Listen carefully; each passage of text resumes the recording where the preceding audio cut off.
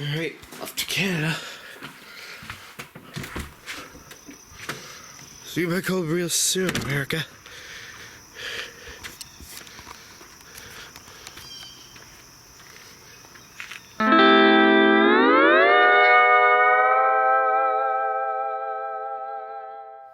Tofu.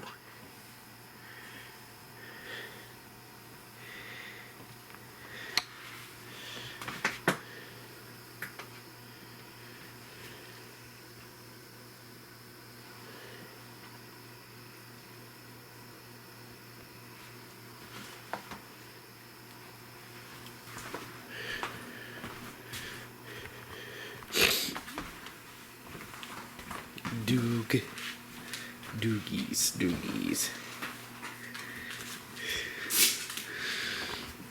Well, just as long as the rain doesn't thwart the race too badly, we should be fine. That's all I can ask.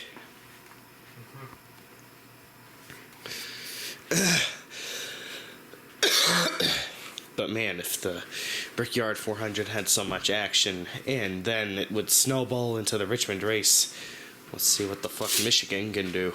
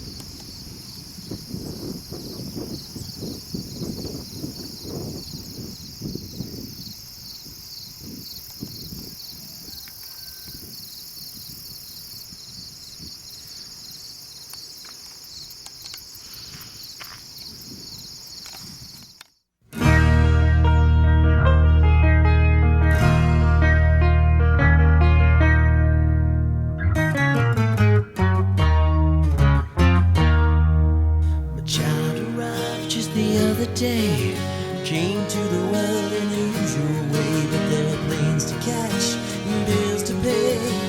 He learned to walk while I was away. He was talking before I knew it, and as he grew, he said, I'm gonna be like you, Dad. You know I'm gonna be like you. And the cat's in the cradle and the silver spoon, little boy blue and the man on the moon. When you're coming home, son, I don't know when we'll get together then. You know we'll have a good time then.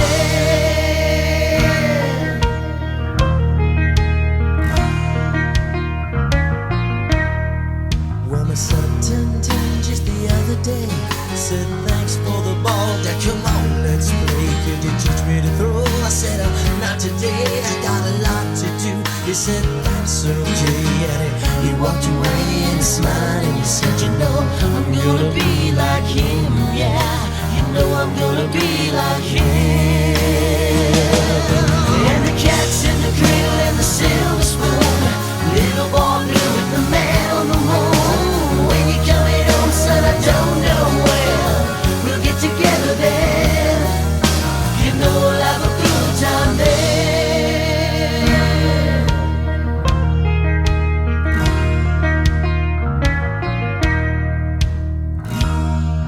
Well, he so much like a man, I just had to say, I'm proud of you. Could you sit for a while? He shook his head and he said with a smile, what I'm feeling like, Dad, is to borrow the car keys. See you later, can I have them, please? And the cat's in the cradle and the silver spoon, little boy blue and the man on the moon. When you coming home, son, I don't know when we'll get together then. You know we'll have a good time then.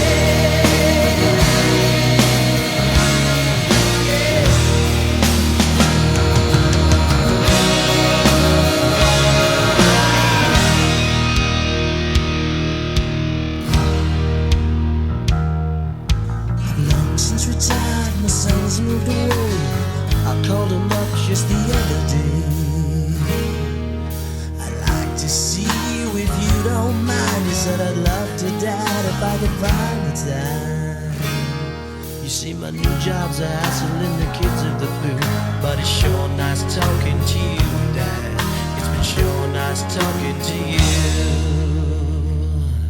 And as I hung up the phone, it occurred to me, he'd grown up just like me. My boy was just like me. And the cat's in the cradle and the silver spoon, little boy blue and the man on the moon. When you coming home, son, I don't know when we'll get together then. You know we'll have a good time then. And the cat's in the cradle and the silver spoon, little boy blue and the man on the moon. When you coming home, son, I don't know when we'll get together then. You know we'll have a good time then.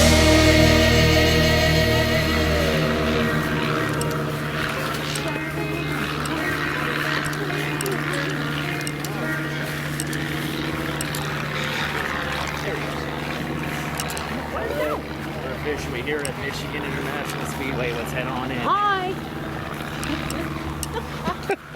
You know I'm gonna photobomb it. Video Bob. Hi! They won't let me be in any of them. So of course I gotta do that.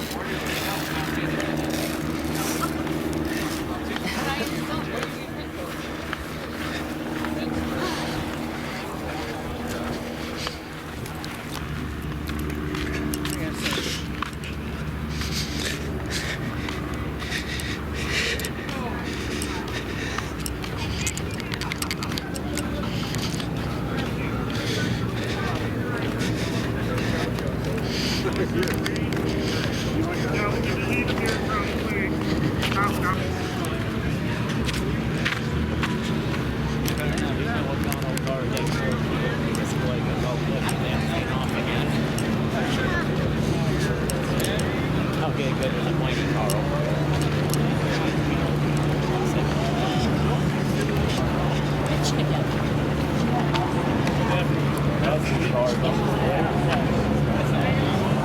What's over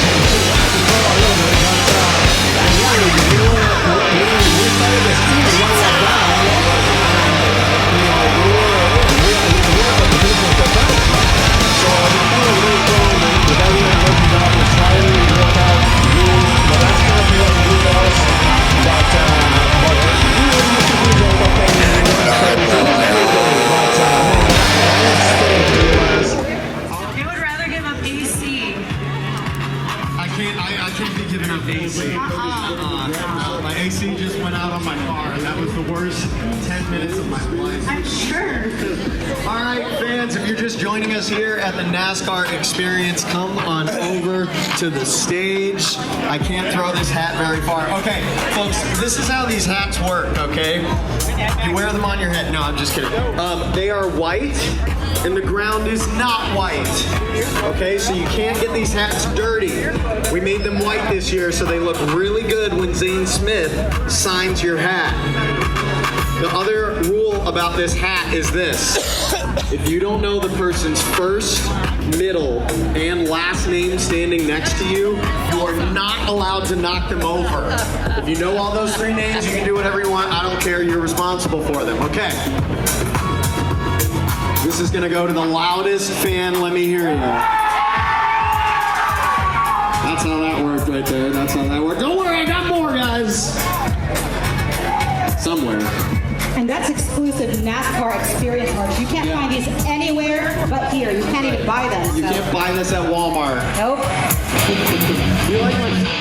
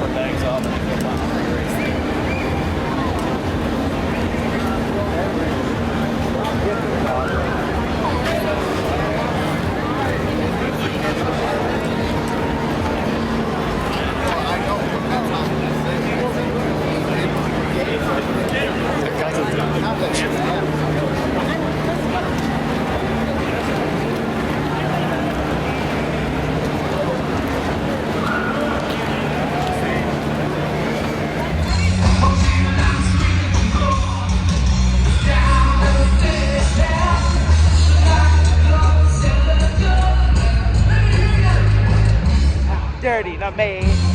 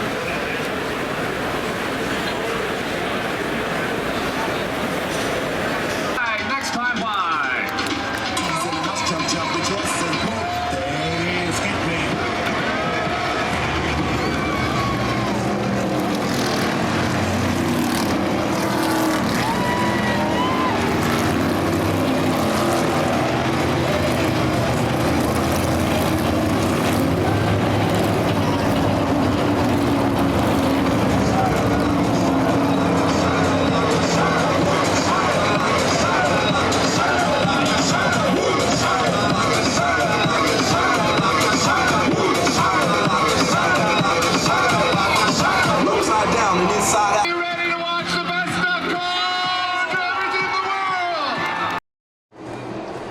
Green flag is out. We're racing in Michigan.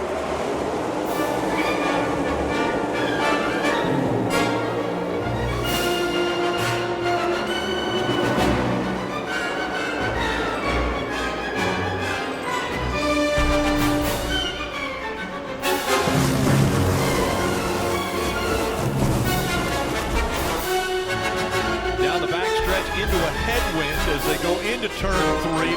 Big run there by Kyle Larson. Can he take the lead in 3? Slides up the racetrack and takes it away from Reddick. What an aggressive move. He caught those two guys side by side, used the draft on the left and went right by him.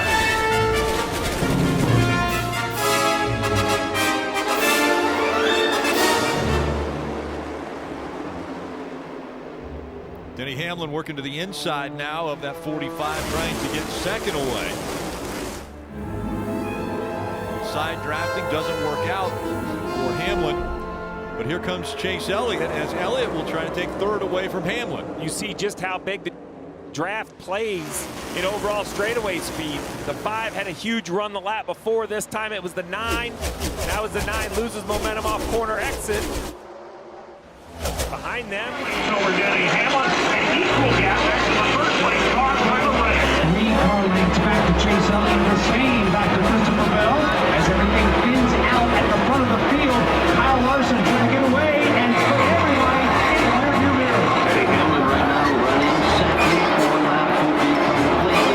Just joining us.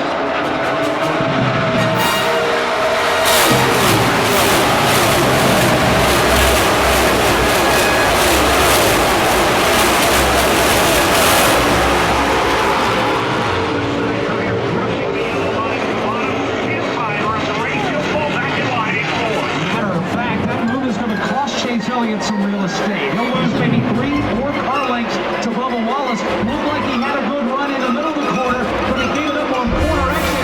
Now he falls down the front. Now looks to the inside. Layton's car will drift wide and further up.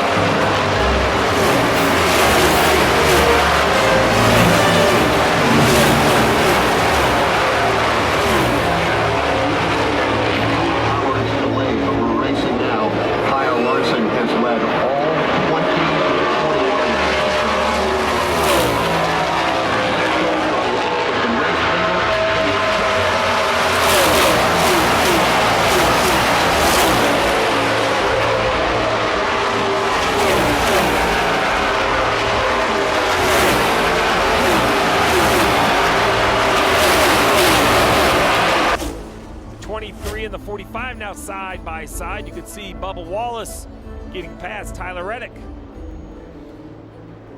about a win for Bubba Wallace, what that would do to the playoff standings. Currently above with points, but once you lock him in, that kind of takes away that spot, that opportunity.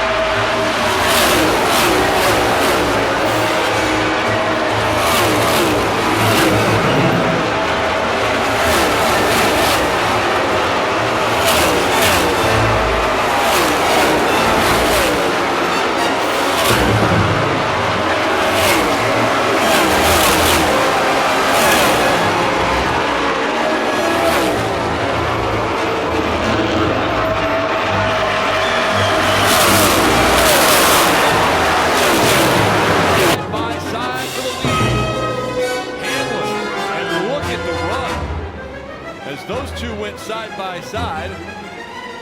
The run of Bubba Wallace blew by them both, and Bubba Wallace has taken the lead here in Michigan. Very similar to how the 5 of Kyle Larson got the lead on that first lap, and the 10 is the man himself, Michael Jordan. He's got it like that. The 23 car takes the lead, smile on the face. Big smile there as Hamlin now has got the 5. Larson taking another move on this one. Yeah, they're side by side, making tons of weight behind them. This just clears the hole, and then Bubba Wallace just sees it. It's opportunity just goes right by both of them.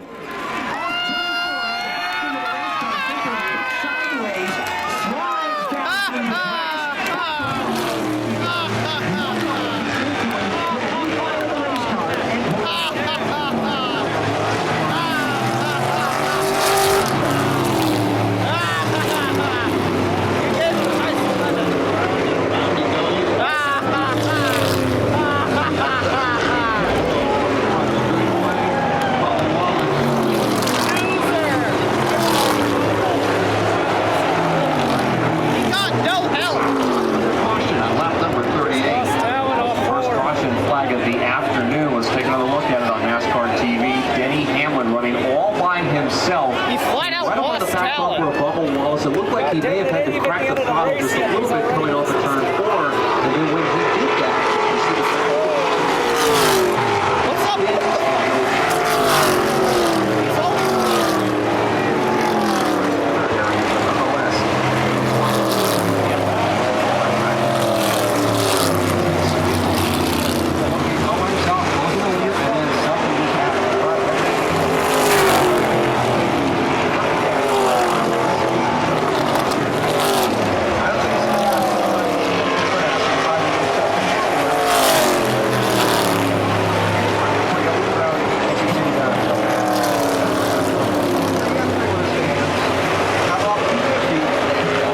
About drafting and the draft here in Michigan. It's closed the gap now with the 5. He was able to gain some racetrack position as the 11 and the 23 continue to fight for that lead, and the 11 goes around. The 11 slid into the wall and then into the grass he goes. Caution comes out. Now, that's the other side of that wake we've been talking about, Steve. As he got close to him, he lost the downforce and around he went. Brooks straight down the straightaway. Brooks against you in the corners. Here he is, watch Denny. Got good forward momentum, making a big gain, wide open in the gas, slides up behind, and as soon as he does, he loses downforce and around it goes. Didn't look like he actually tagged the wall. He tried to keep it off of it. Right there, he's in trouble. Saw the fire come out of the exhaust pipe? That's him lifting off of the throttle. Yeah, when you get right behind that 23 but still have wheel in it, the air shuts off to the diffuser underneath the back of the car. Instant aero shift. Downforce comes off the back, sometimes even adds to the front, makes the car turn. We're seeing Blaney and Byron. They will be restarting up front, and the reason for them staying out, are they looking for that playoff point? I really think that's what it is, Rick. I know there's a bunch of points battles making the playoffs, regular season points, a lot of different things, but the guarantee is win the stage and it's a playoff point. We have seen cars not advance out of rounds in the playoffs by 1 point. So Second with that. They come down the pit lane. Wallace is going to be the first one to hit his spots. Slides to the stop.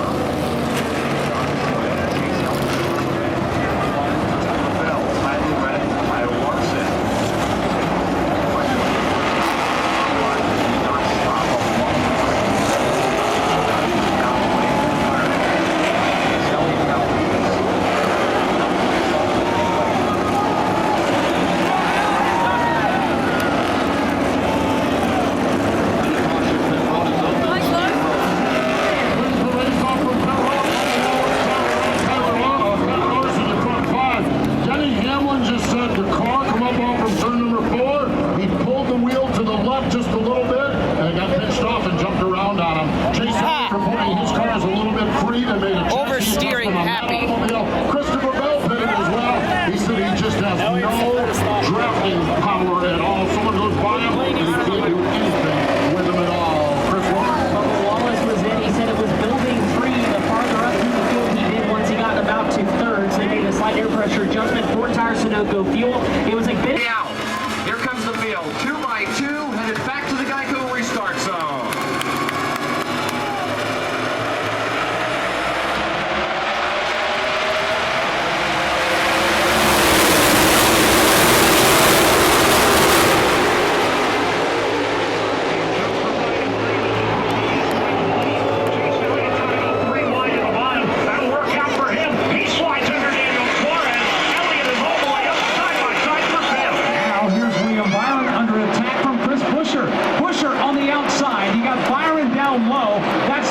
Side battle for second. Race leader Ryan Blaney begins to pull away about 5 furlongs. Yeah, leading those two to battle for the number 2 spot on the outside lane is Chris Busher downstairs.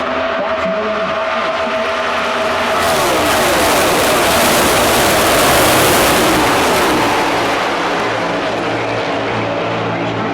Side by side on the entrance of turn number 1. Running awfully close midway through the corner. Around the outside by a nose. The more they race side by side, the more Ryan Blaney gets away. And the more they race side by side, it allows Chase Elliott to close in. Now it's a 3-man battle for second. Elliott's looking 3 wide, but he doesn't have enough room to make the move. Chris Busher is right there. He's got to give up the fight. He'll fell back and forth, side by side for second.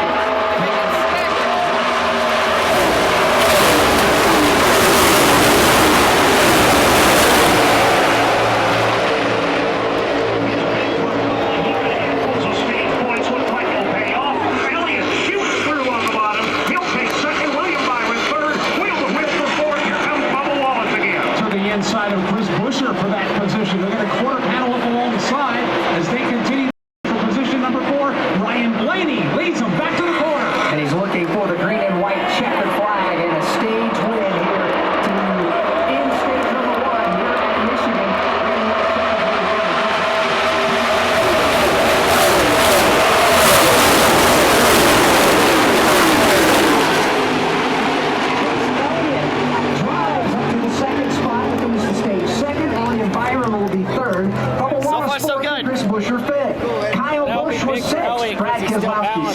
for the regular season title.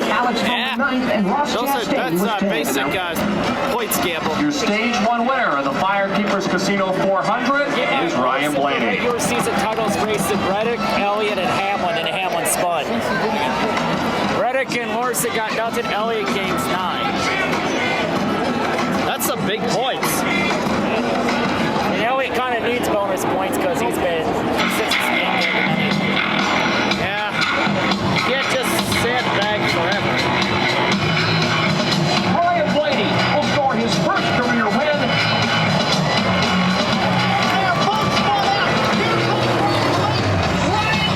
Every playoff point you can accumulate makes that path easier.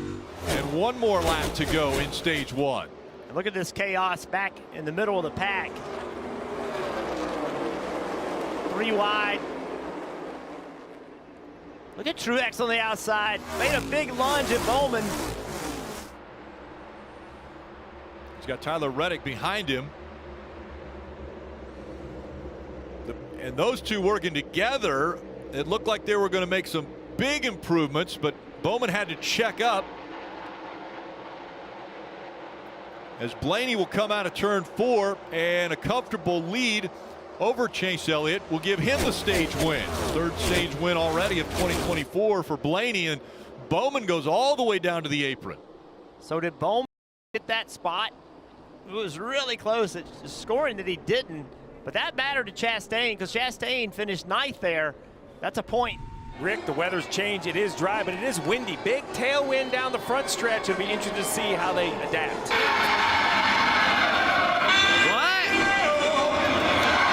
Lights have just come back on the pace car, so we're going to go around at least one more time. The field is doubled up, but again, the lights have just turned back on. Pace car will remain at the front. The field in tow, 2 by 2 behind it.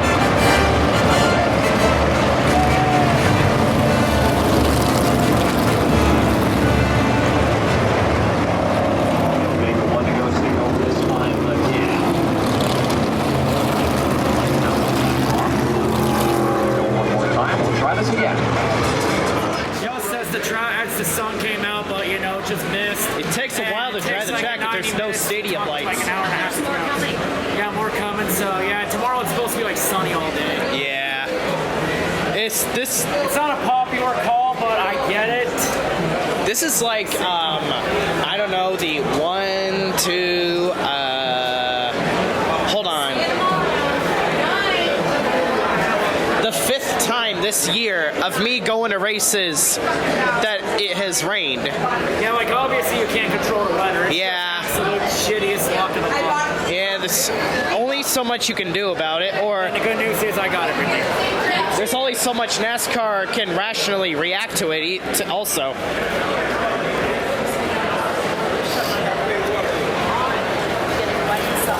Nope. But by the way, Williams Savage won the ARCA race next spring earlier today. Third race because ARCA decided to run 2-day races in 3 days. Yeah, of course. I'm trying to get this to close. Man, oh man. There. Well, this is the first time I go from seeing a race operate and then seeing it tomorrow. Alright, we're getting ready to head out. Not sure if you heard the news, but race just got postponed till tomorrow 11 a.m. Just as the sun was coming out and the rain was about to stop, but it takes about 2 hours to dry the track. Yeah. And they want to run out of daylight, and that's not worth it to run to a lap 100 and then call it a race because of the darkness clock. Tomorrow it's going to be like sunny all day. And it doesn't help that this track doesn't have stadium lights. Yeah. But yeah, now we're going to go look for a hotel and we're going to come back here tomorrow and go get something. Yeah. Well, who could have predicted that? Well, at least we got something in today. Yeah. And there's hope for tomorrow with Elliott up front right now. Brighter day tomorrow. Yep. Quite literally. Yep. So yeah, and the gates open at 10. Yeah, at least we met Bobby P. Yep. I'm not going to give up. Yep. We fight and fight for a better day. and better days. The only thing left by our seats are the trash we had from all the bottles we drank. Of water. I'm sure people will recycle them. Yeah, they have people clean it up. Ah, shit. Oh, what am I? My bad. My bad.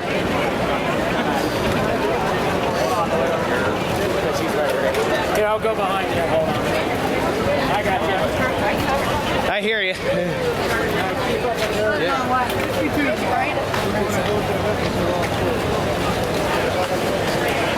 Oh my god.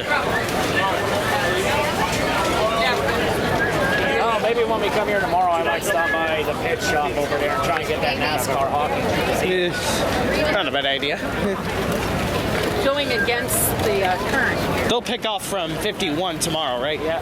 It'll be 52 when they take the caution and cross the line. Yeah. They stop right before the start-finish line. So I think this Blaney's currently the leader? Yeah. No, Elliott. Oh, Chase. Wow. Really? Elliott's the leader because Blaney pitted. Oh, right, right. Because he stayed out to get this extra bonus point for the chase. Sounds like it. Well, at least Chase picked up a few extra bonus points. Yeah, and Elliott got like 9 points, which will help him against Larson for the regular season championship. That means absolutely nothing. Yeah. But it gives Elliott 15 bonus points, possibly. Nothing in the grand scheme of things. Elliott needs bonus points. Yeah. And also, once we get to the hotel, I can update my fantasy lineup for NASCAR fantasy. My laptop is at home. That's why we packed the bag. That's why we packed up for clothes for tomorrow. After last year? Yeah. I just hope I could charge the camera and my phone. You brought a charger. Yeah, I did. Work on yours. I bring only a lot of chargers. Yeah.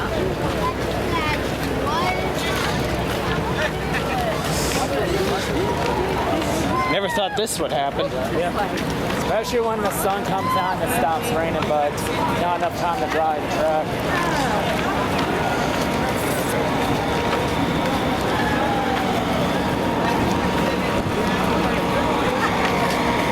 There's more coming.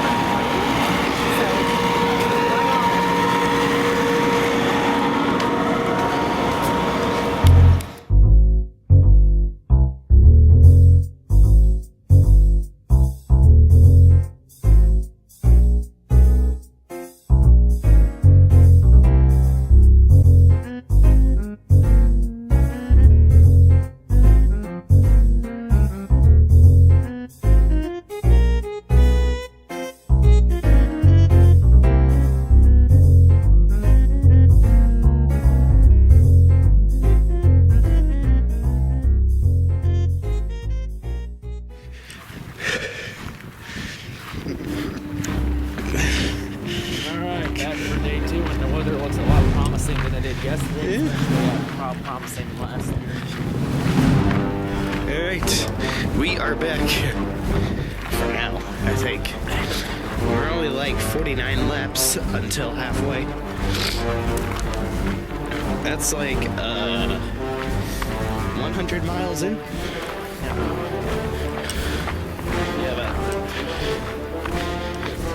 Yeah,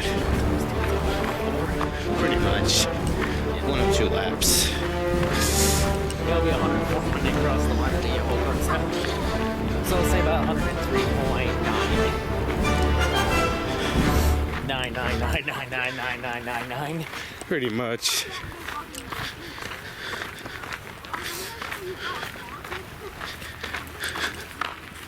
Welcome back to Michigan International Speedway. It's going to be a great day. Our lineup is not quite how the cars appear on the grid. That's how the teams prepared the cars and brought them out of the garage area where they were tucked away last evening. The running order, as we'll resume our Firekeepers Casino 400, is actually on a scoring pylon in the order that they will be lined up before we resume the racing here today. So as you see your favorite driver's car, you're watching for your favorite driver, know full well that some of the cars are not in exact order based upon how they came out of the garage area this morning. So we're going to blind up before we go racing. Just want to give you the heads up that the scoring pylon has the current running order.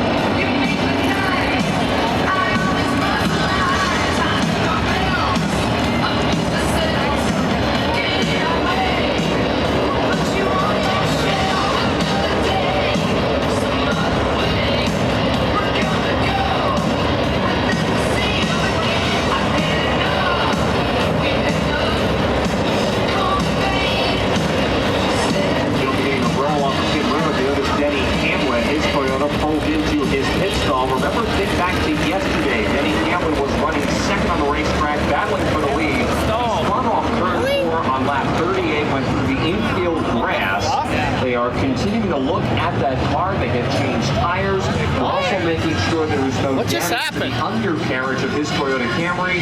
You see now 3 crew members with the left side jacked up trying to rip a bunch of grass and dirt out from underneath of that car.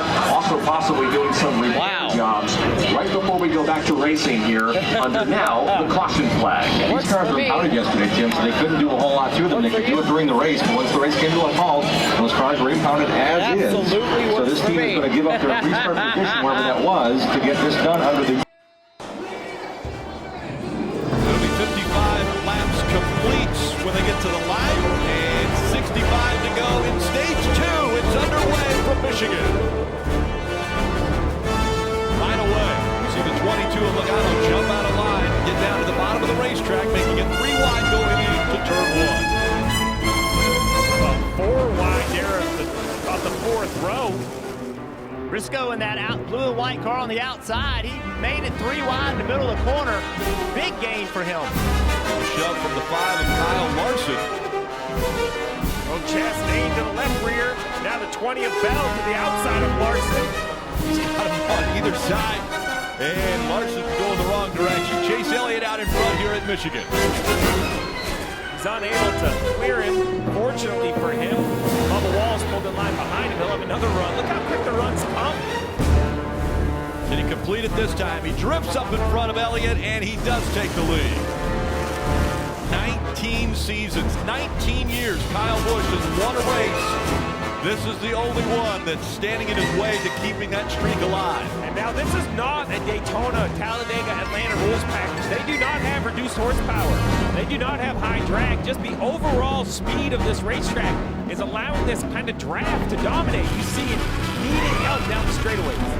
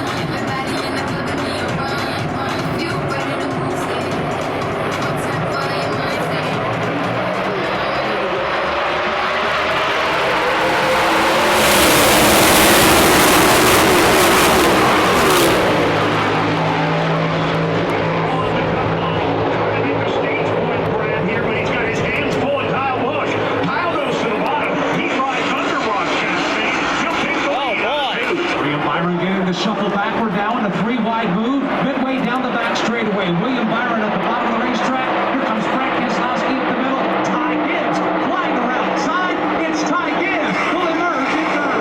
Yeah, 3 wide right there, and here comes Truex.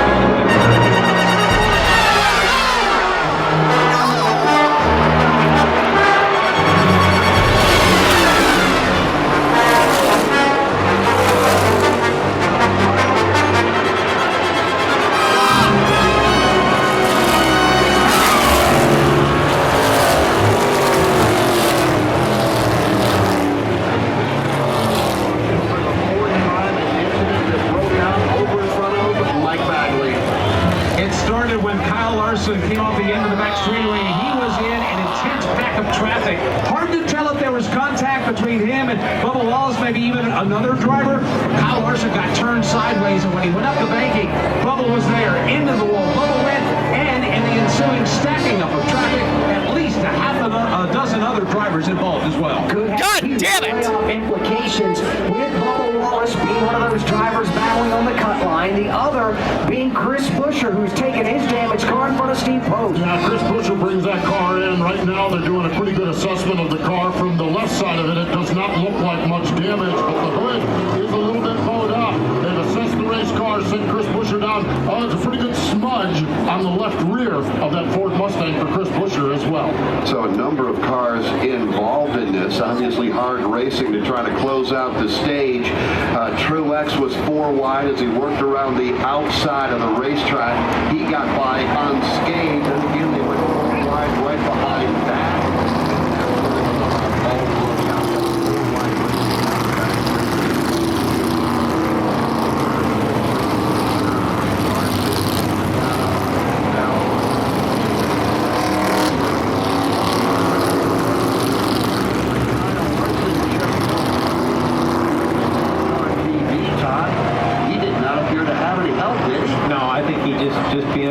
Right there and sliding up the hill. It looks like the rear end just kind of broke free. He's trying to drive through it, and everybody's taking him around. Put him right down. Wallace has damaged McDonald's Toyotas on the pit lane, Chris. Yeah, and right now Booty Barker is instructing the crew to check every square inch of this race car. Right now some bear bonding going on the front end of his Toyota. The front hood is jacked up just a little bit off the pins. Also, there's a massive donut on the driver's side door, and it's crushed in just a little bit, just above the exhaust port. So they're working on some bear bonds, some cosmetic damage. They did check the alignment a little bit. Bubba reporting the steering is off, but right now just going to try to move some of the fenders out to prevent any tire rubs and try to salvage something here. But you guys mentioned it. This is not the day they need it. And Booty Barker this morning said, we have a race-winning race car. We need to make the right calls and not get caught up in something. Well, unfortunately, it just did. They're going to fire him back up, send him back out, and probably bring him back to put tires on his Toyota. We gave you a list of the drivers involved, and I have a feeling that there's at least that many more that have some sort of minor damage to them. You know, I'm going to take you back to yesterday, Alex and Todd. It was Denny Hamlin, all by himself, up in turn number 4. No help, back end jumped around, and he spun the car.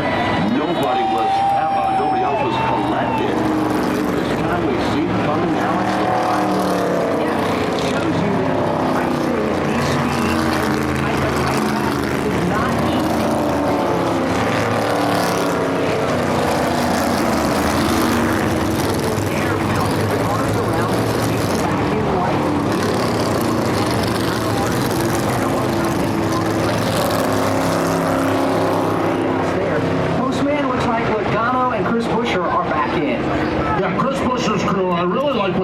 What Scott Graves did is they came down, they just put tires on it and snapped some pictures, and they took a really good look at the race car. I talked about the smudge on the left rear. This was a pretty good little ding on the left front as well, and that's where they're working. The splitter on the bottom side of the car has some damage on it, and crew members are over right now, and they are working with the with some mallets first off, and then they've got some of that high-speed duct tape that they're going to get that splitter back up in proper alignment and proper position. About 2 pit boxes in front of them is Joey Logano. They are under the hood. They're not under the hood working on the engine. They're under the hood working on the nose of the car. You can see that it's been pushed back, and they set the car down. They're is not a huge sense of urgency down here in Joey Logano's pits, which is usually not a good sign. They're putting the hood pin slowly back in the car. We're going to see if Joey heads out to the racetrack, to go back to the garage, but it looks like Joey Logano, his day might be over as well. All right, so here's who is involved. Bad. Of course, we can't see the other side. The nose has some damage for sure. And then something happens down here. I'm not sure if he just gets loose up the racetrack. The 15 slow in front of him. Oh, the 5 just gets loose by himself, spins out, and as he comes up, he really collects. I think that's a 23. We didn't see that originally, but that's a pretty heavy damage to the front of the 23. Another car, Jeff, who is in this bubble conversation. Yeah, nothing he can do. Larson's just on the slide right now. Now he's in the gas trying to keep from hitting the wall. Bubba Wallace trying to avoid him. Contact. Gilliland comes in hard. Yeah, Gilliland had gotten sideways too on the lower part of the track, got into the 20 of Bell, it looked like. And Logano had already had issues. He was racing to trying to be the first car lap down. But this just, so there's no argument about Kyle Larson's skill level. The guy, you know, people make the statement that he's perhaps the best to drive a race car, right, with everything we see him do. And then you take a race car that could run up front with great run.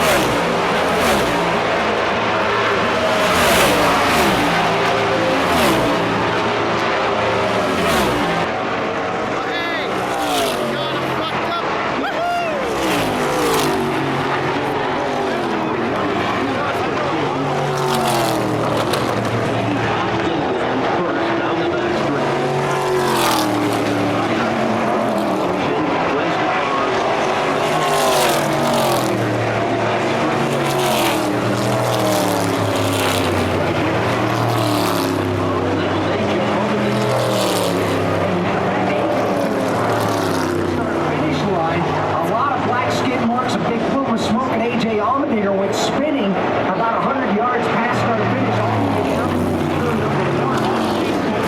Eyebrow raiser, the way all this happened. 2 right tires. And then the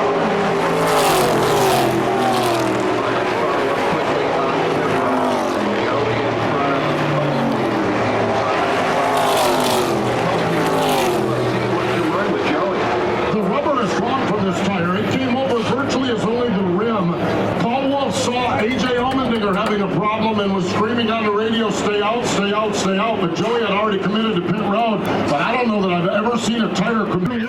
Ross Chastain stays on the track. Kyle Busch, Ty Gibbs, they all like to stay on the Speedway. Chris Wilmer. Martin Truex Jr. stays in and he is on the racetrack on the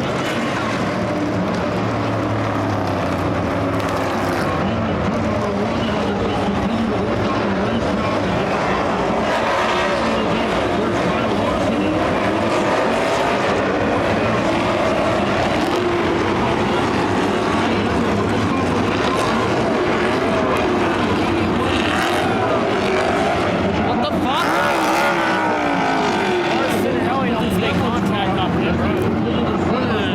That would have been work on that race car. On that car, so they're going Byron got the lead. This is 88 laps from the end. These drivers pitting right now can make the rest of the race on one stop. doing more repairs for Ryan Blaney. That was a Really? They're still repairing the 11? Jr. was in. They made a little bit of an adjustment as well. One interesting note on my end, Harrison Burton got tagged in the rear. We're working to figure out what happened, but that caused a chaos. What kind of damage happened to it? Road. So an issue there no, on he pit went lane, to but fucking as far as the cross and leaders, broke it the was a little damn bit of a line. mixed strategy, but Martin Truex Suspension Jr. fucked up or check something? on him. It I don't know, he maybe has 2 or something 4, but from definitely 2 tires for Ryan Blaney here in this. They had to Hopefully, clean a bunch potentially of one more grass and stop shit to the out before they finish. could really get to it. Feels like Homestead 2010 for him. Homestead 2010, if you know what I'm saying. They stayed on the racetrack. First car off of pit road was William Byron in front of Martin Truex Jr. with 7 laps to go in the stage. Just Regal just ran through, came down pit road, and who stayed out. Most of them came down the pit lane to make it to the race, make it to the end of the race on one more stop, as Steve Post pointed out. But you have drivers like Ross Chastain, Kyle Busch, Ty Gibbs, Keselowski, and Austin Dillon. They stayed on the racetrack.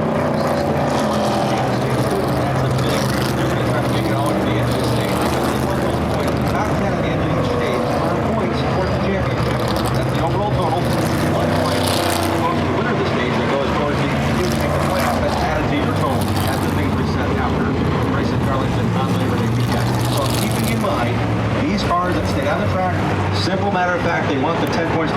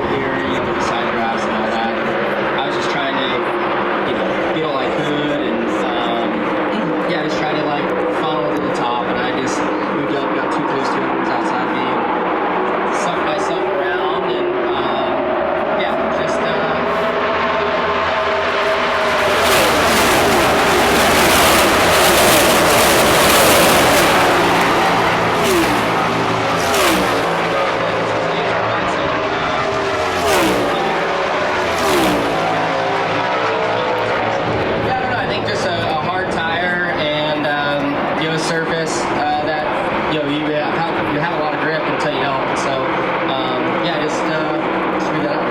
How the conditions out there, Marty?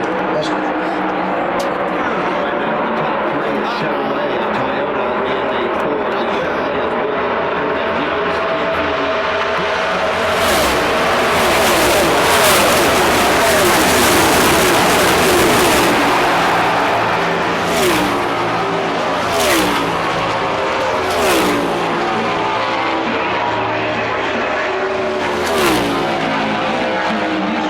Complete the pass. Instead, he'll follow Byron up the back straightaway. Two-car breakaway for the point as they continue to shuffle it up further back. William Byron right now just trying to see Ty Gibbs in the rear view mirror. Gibbs went from the bottom and to the top, trying to get some air on the nose of that black Toyota. He's been able to do just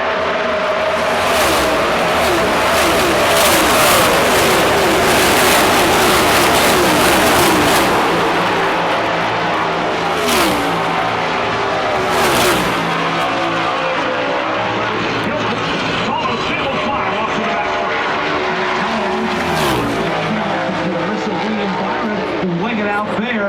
In third, you've got Brent Kozlowski riding by himself. And then you've got a stacking up the traffic from fourth back. That's about 7 cars deep. That is Kyle Busch, Ryan Blaney, Chase Elliott, Austin Dillon, Truex is there.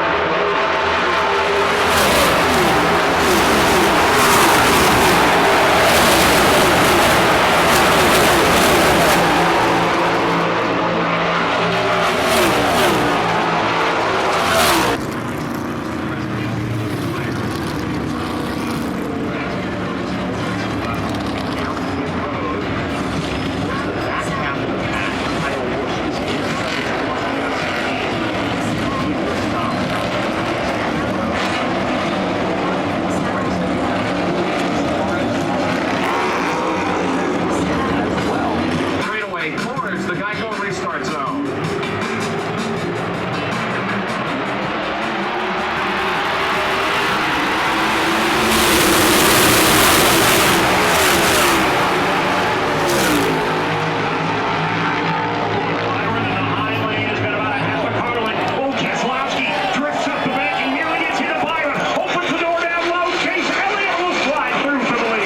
Selly will blow them both away. Elliott back to the point here at Michigan. Still side by side for second with Keselowski and William Byron.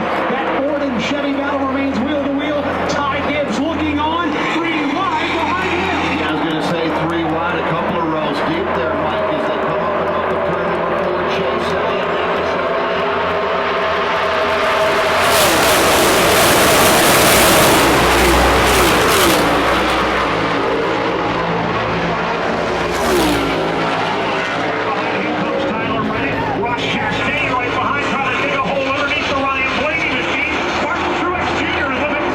Meanwhile, Ty Gibbs got a great run out of 2. Started a run to the outside of Keselowski for third. Keselowski throws the block. Keselowski goes to work on William Byron, but he'll slide wide. We're into the 3. They do is Reddick is back in the top line. Tyler Reddick made a bad hand in the car earlier this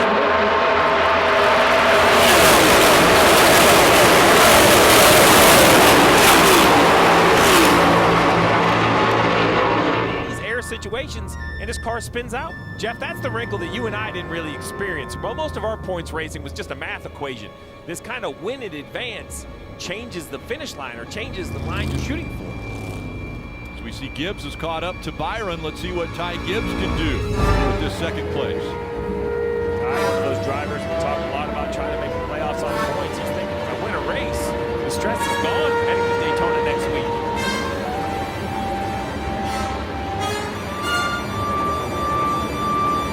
Carlick, the gap between the top 2. Gibbs to the inside to get a little there.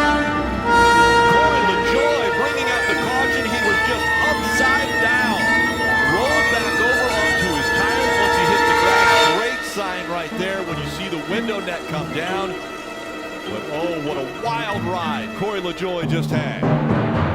I know of a little bit of contact on with the right front fender. Car turned sideways and just flipped in the air. That is, quite honestly, that's just not acceptable. There's no way that a car, when it turns like that has been millions of dollars and hours of time spent to prevent that from happening. That's going to catch everybody by surprise. And you see right there, slide, that gives you a great view of the whole underbody we talk about, the underwing, everything that people talk about for damage. And then here it catches the grass and a couple pretty violent tumbles. I mean, you said it, Rick, 3,000 pounds. It looks like a Matchbox car just tumbling through the grass. Let's watch it again, Jeff. This he is has earlier. a big run. This was earlier. So this was, they were racing, this was the lap before. And, you know, obviously drivers upset at each other. But, you know, right here, I just feel like, yeah, he's just turning, right? And I can't tell from this shot if Noah comes down or not, but either way, this car to get in the air like that is shocking.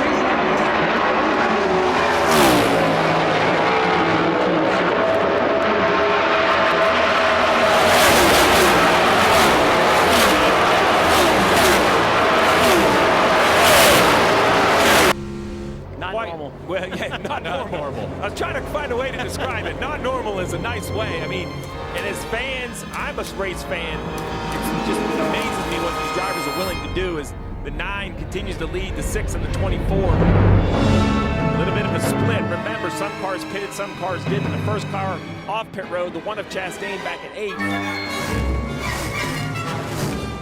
Reddick able to get the side of the 9. Drafting down the back stretch. Again, that's for the lead. Reddick clears you. We'll see if he drifts up the racetrack with Tyler Reddick now out in front of the field here in Michigan. He has a pitch.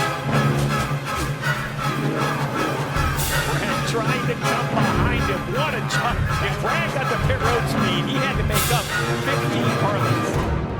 I just think he's going to be overtaken on the backstretch. He's slipping and sliding on the apron, trying to get that power down, Jeff. He knows they're coming. He's going to be looking in the mirror. I think he's got it. It's going to be a potential block into turn 3. But he's going to drive into turn 3, wide open in the throttle. He does not have to lift because he doesn't have the pace. It's going to equal out right here. It's going to start start to equal out. Now the question is, are 2 tires good enough to keep this lead? The host of our leads in 99 of Suarez has pitted. Stenhouse, Burton, Freeze, Jones, to your point, Rick, must pit. They're hoping for a yellow. Remember, they're leading the race in yellow. They will pit and not lose that lap and improve their position. So Tyler Reddick's been running a little bit higher than Kyle Busch. This time he goes to the bottom. Can he clear him right here? I don't think he's going to clear him. Kyle Busch is going to get right to his right side. No, he does clear him.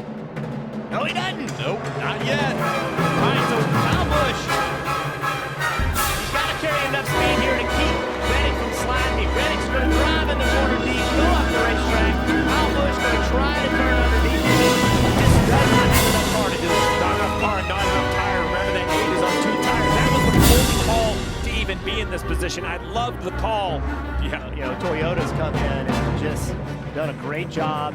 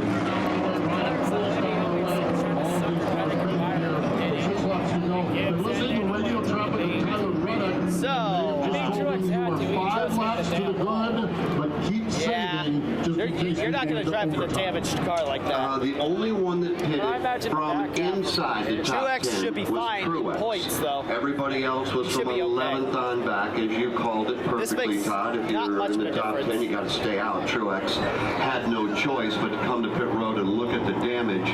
The top 10, Reddick, that's Tyler Reddick, William Byron, Ty Gibbs, Brad Keselowski tried to do something he's never done, and he's got a shot to do it. Brad Keselowski is fourth. Kyle Busch in a virtual must-win situation. If he's going to... He's got a shot to do it. And the checkered flag, we have unlimited attempts. This is not going to be pretty. This afternoon, if the leader takes the not going to be pretty, man. By doing so, just watch Ty Gibbs and Kyle Busch trash the field to that white flag. Busch, next flag will end the race, whether that's the caution flag or the checkered flag. Ty Gibbs and Kyle Busch, I know they're probably it triggers another overtime restart, and again, we have unlimited attempts. Be prepared for an accident right in front of here in Michigan. This is now the 8th Cup race that has gone into overtime in Cup Series history. And here we go. 1 to go, signal being given at the line.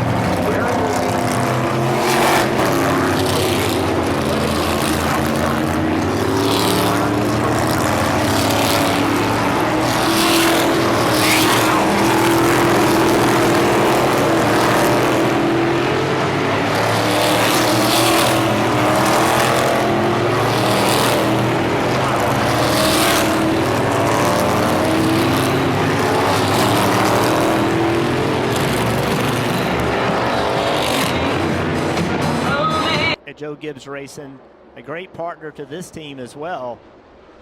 Whoa, we got a problem. The 19 slow off turn 4. I can't tell if it's a tire. Caution has come out. There'll be a restart. He got up in the wall. He seems to be back up to speed.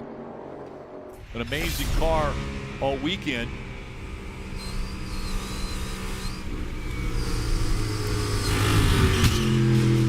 That just looks like to me he got loose. We've seen that a lot today. He chased it up the racetrack and ran out of racetrack. Big hit to the right rear. Not sure that car is not damaged. Yeah, I think the right rear toe link has got to have damage, though. Right rear tail.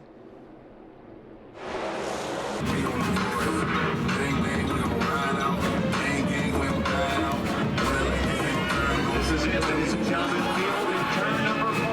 Overtime attempt number 1.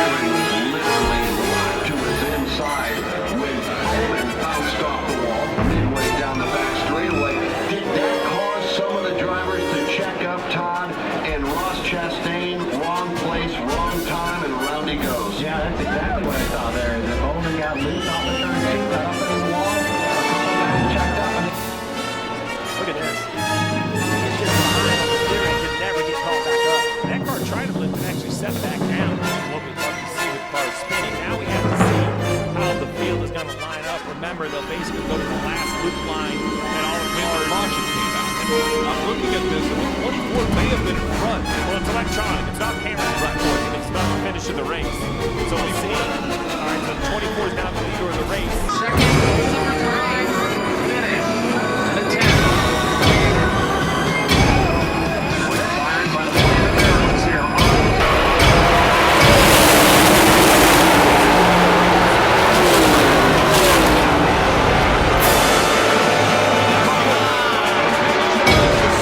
Checked up. That pulled a lot of the back. Reddick out in front. Gibbs trying to clear for second. He's not going to be able to get by Byron as they go down the back stretch. I don't know how you did wreck like there with the 6 checked up.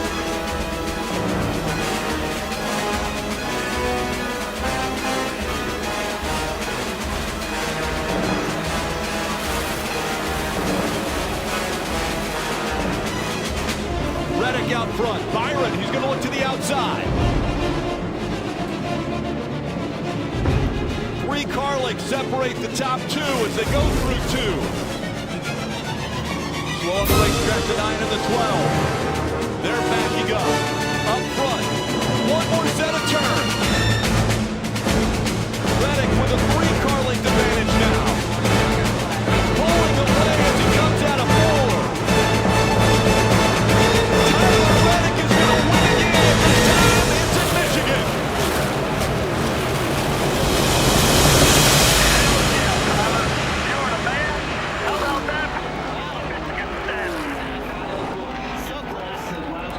That is your top 5 at Michigan. He did try. Let's go to pit road.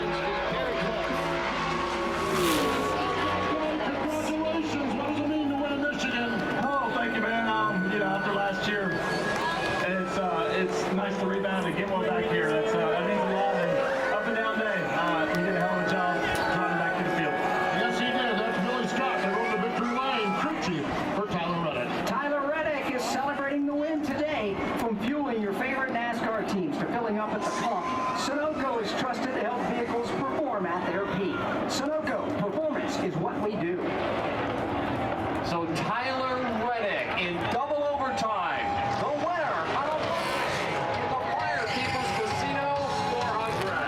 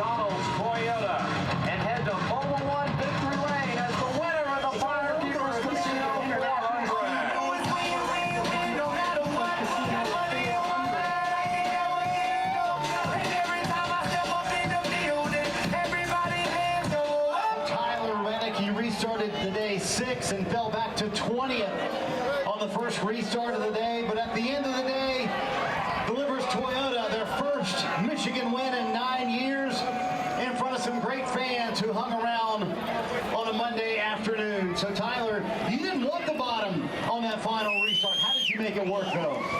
Just great teammate, fantastic push by Ty Gibbs. So that's what it's all about. The Toyota Racing family tries to take care of each other. Yeah, let's talk about the role this team is on. You and I talked about it yesterday. Have you ever been, despite the disappointments with the second place finishes, on a roll like this in your career?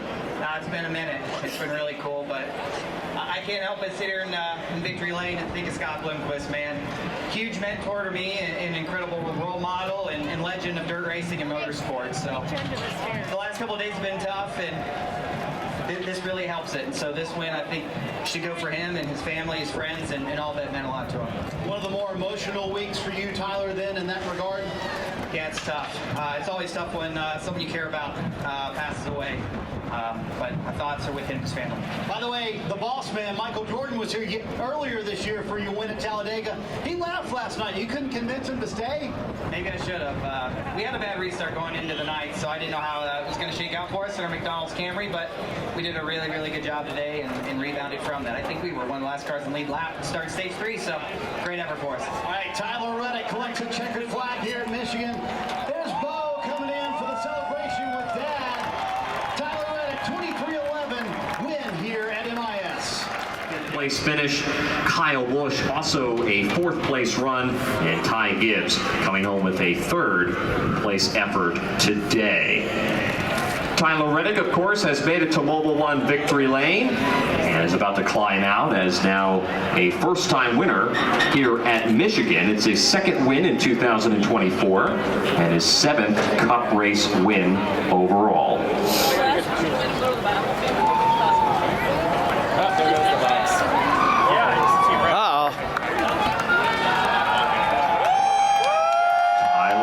Climbing out of the car down there in Mobil 1 victory lane, again the winner this afternoon.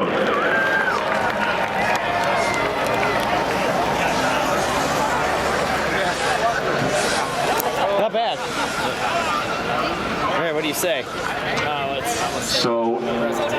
So as this is happening down there in Mobil 1 victory lane, let's take a look at the playoff bubble. Chris Buescher right now with 2 races to go in the regular season is right now 16 points above the cut line. Ross Chastain leads by 1 in that final transfer spot. Bubba Wallace, who had a strong run going today but got taken out in a wreck earlier, now -1 below the cut line, and Kyle Busch still 93 points back on the outside looking in. Busch is going to need to win in the next 2 races in order to make it in to the playoffs.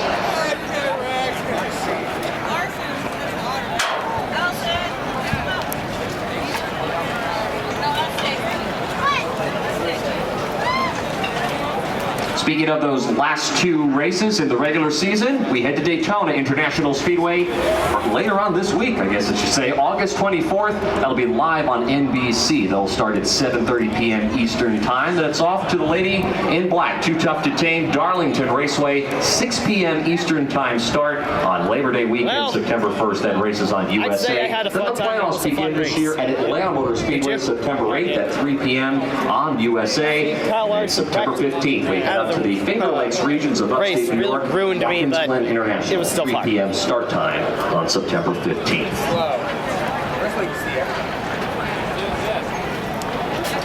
So again, Tyler Reddick, a strong run today, caps it off with a victory. It's his 2nd win of the year. And as I mentioned a moment ago, the first time he has ever won at the Michigan International Speedway. Some good runs for drivers inside of the top 10. Zane Smith comes home with a 7th place run today. Denny Hamlin, despite spinning very early in the race yesterday, is able to recover and finish out the day in 9th. Carson Hocevar, a native driver from Portage, Michigan, comes home with a top 10 finish today, finishes in the 10th spot.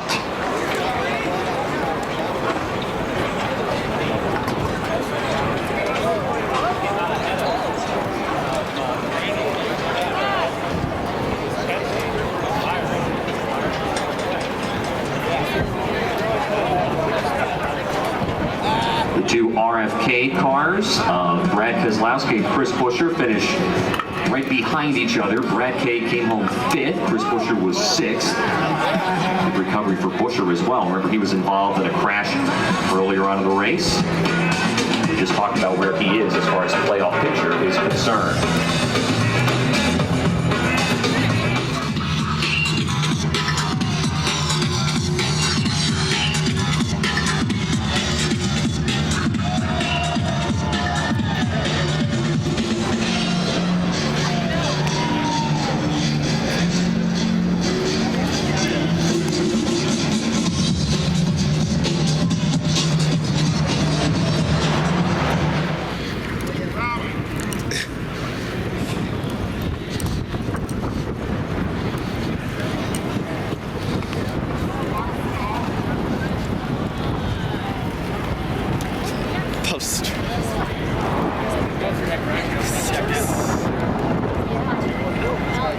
That's it.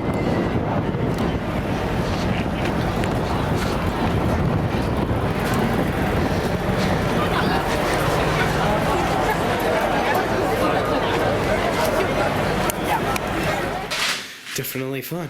This is Bubba's food container outside. Yeah, it's Harley. Oh. I thought that was Bubba meowing. Because I got his food container.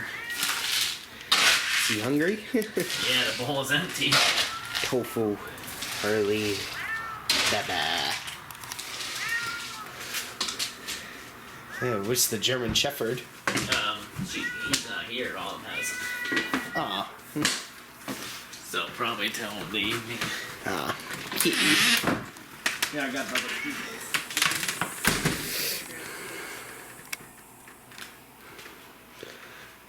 Tofu. Topher. Harley. Ooh, look at that. It's the Champions cars. That ship awesome to me. Throwbacks. Oof. That shelf is almost filled to the brim. Just missing one more. Yep. Ooh, an updated flag. Yeah, especially that one right there. Both of them are updated. Yep.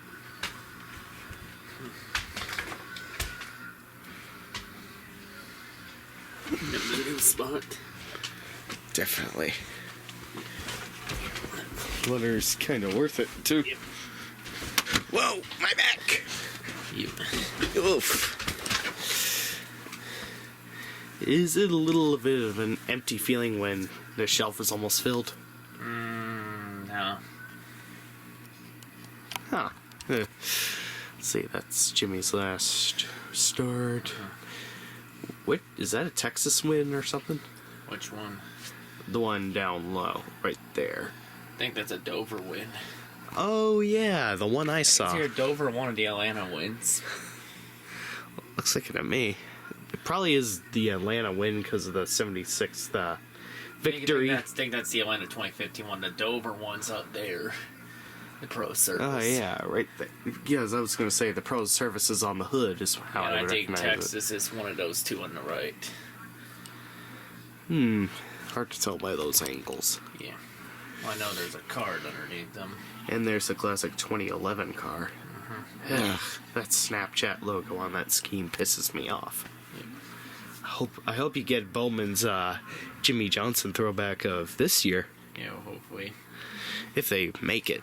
Yeah, I know why now. His diecast quality is slowly going down to shitter. A lot of people have complained about it. Yeah, it's kind of why I've been slowing down on it. That and they just have been ridiculously expensive. Yeah, they've been going over. It's been overpriced, and it's like it's not really worth it to buy a cheap product. It's like, how much more can you get away with overpriced diecasts on diecasts that are kind of rushed? Oh, look at that! The controversial 2004 Talladega win.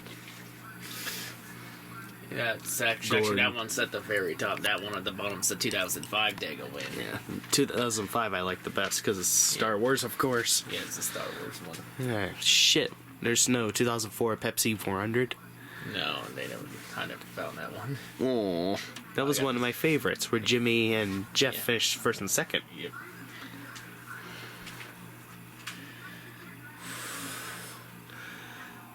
Man, can't wait for more victories. I think they're at 301, 310. I think so. Let's see, Larson's 4, so that's 305. Byron's 3, 308. Elliott's 1, 309, and Bowman 1 plus 1, so that's 310. Yeah, so 40 more to go for the next milestone. Yep. 350.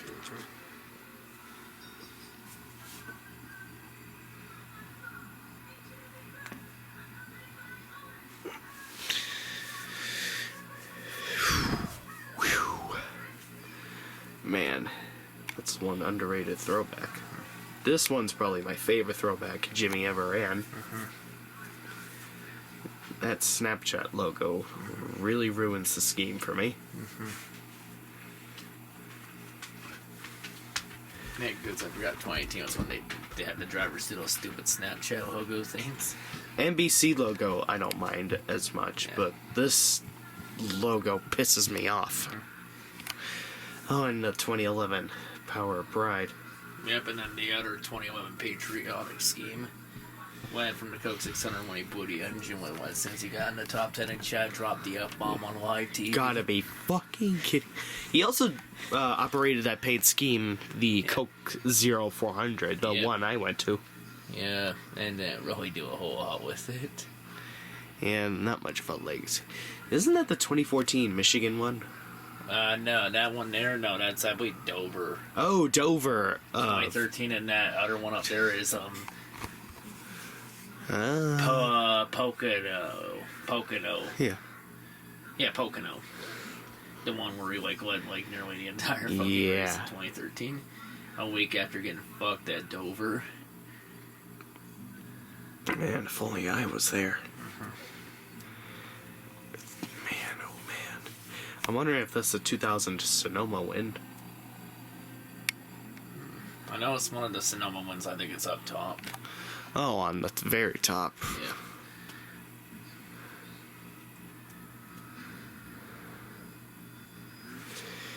Yeah. Yeah, and this, I think it's either I'm not sure which one. Richmond or Talladega.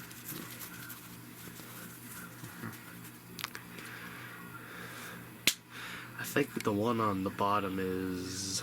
Yeah, that one on the bottom there in the corner is the Jeff Gordon 77th win at Dega in 07. I was going to say to Talladega. Because that came with a pin that said Jeff Gordon 77 wins. When he surpassed Dale. Yep, on Dale's 56th birthday, and then the fans threw beer cans at him and toilet paper. Well, it was either going to be Jeff Gordon or Jimmy Johnson casting a shadow on his legacy, so they were going to lose either way. Yeah, but plus the race ended under caution. The second time that that Jeff Gordon got canned on a race ending under caution at Talladega, well, in the 2000s. Because I don't remember if he got canned in 2000 or not. No. The only times I remember getting canned were 04 and 07. Yeah, that's what I thought too. I believe Jimmy Johnson also got canned at Martinsville in 08 when he beat Dale Jr.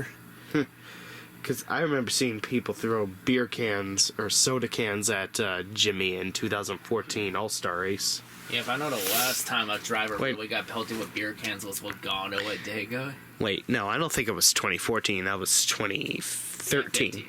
13 is where he won the All-Star Race, not 14, I meant. I was confusing that with the Coca-Cola 600 for some strange reason.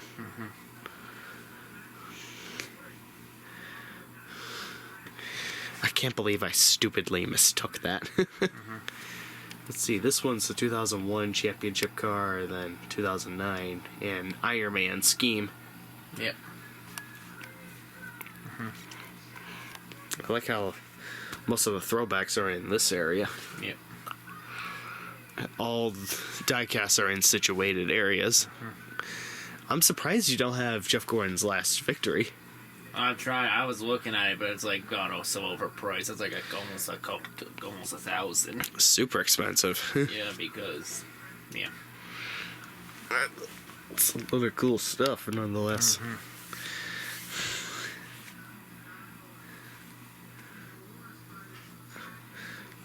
Here's what I'm gonna do.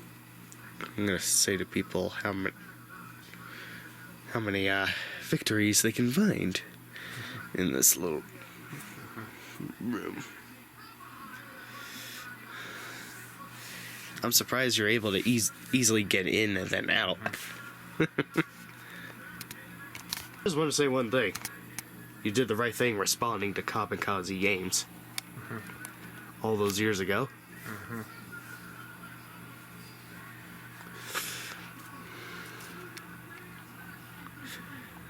Who knows who I'll meet through him.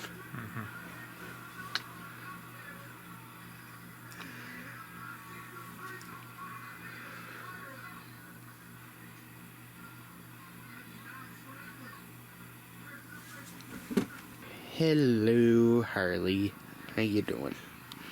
But yeah, as I was saying, I would be pretty pissed if even Tyler Reddick was knocked out of the playoffs, because seriously, let's be real. Do you really think he deserves to get fucked at the current rate he's at? No. Yeah. Last thing we need is another Kevin Harvick 2020. I'm sorry, Harvick. Oh, yeah, and Kyle Larson also. Obviously, we would always say Larson. Fuck. So I'm going to have to say either Tyler. This will be my picks for the Final Four. Tyler Reddick, of course. Kyle Larson. Chase Elliott. And, well, it's either going to be Denny Hamlin or Christopher Bell. I wouldn't want to bet against Christopher Bell, honestly.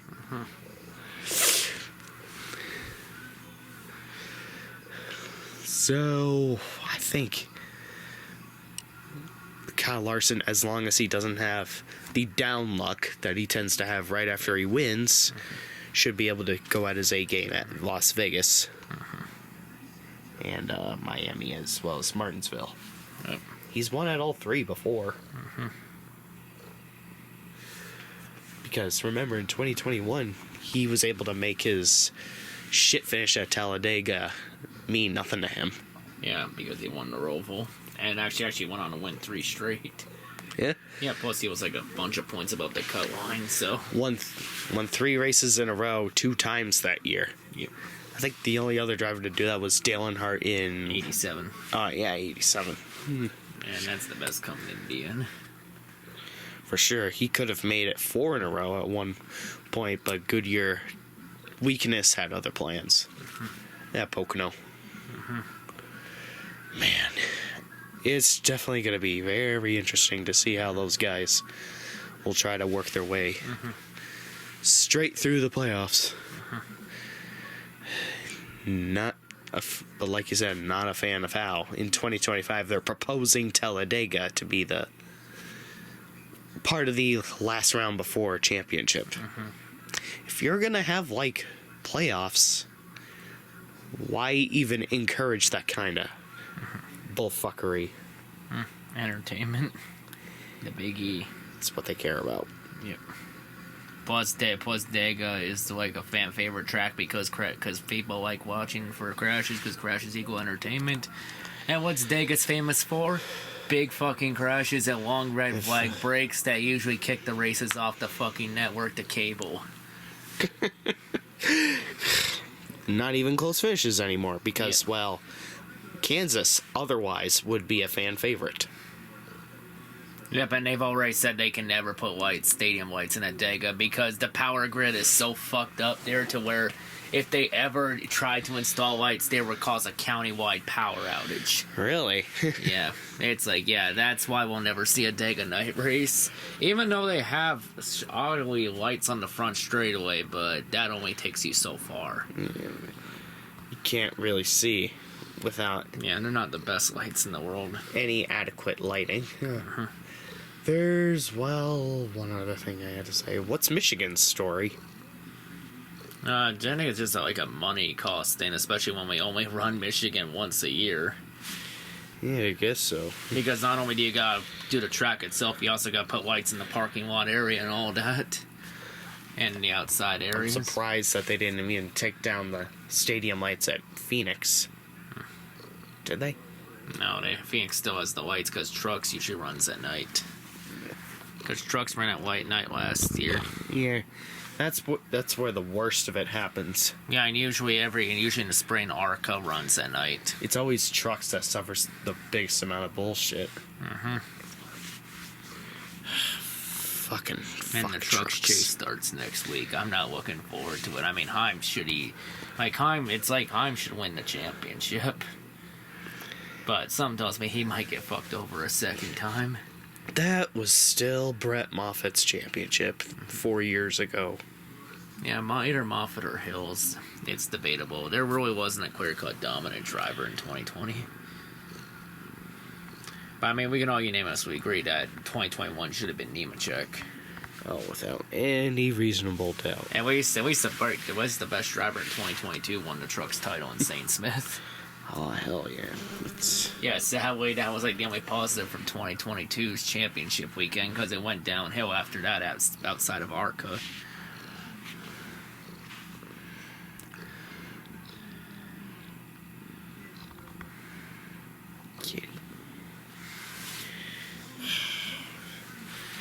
I'm just sitting here waiting to see if you'll add a third championship car right there.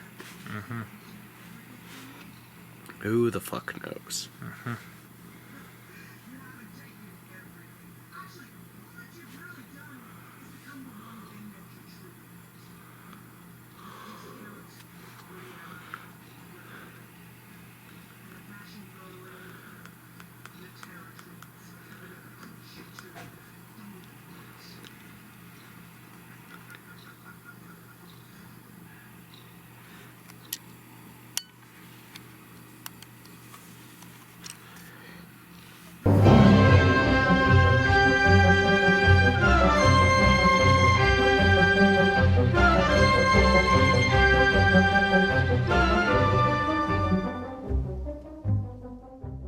The whole race. So, whatever the case may be of me coming back here, I'll be stoked to see you again. Yeah, same. And these pooches and those felines. Yep. You might have to safe travel. Huh? Absolutely. Take it easy. Oops. Y'all take it easy. Cheers, Alex. See ya. Bye. It's nice meeting you, dude. Absolutely, you too. Well, I'll be back.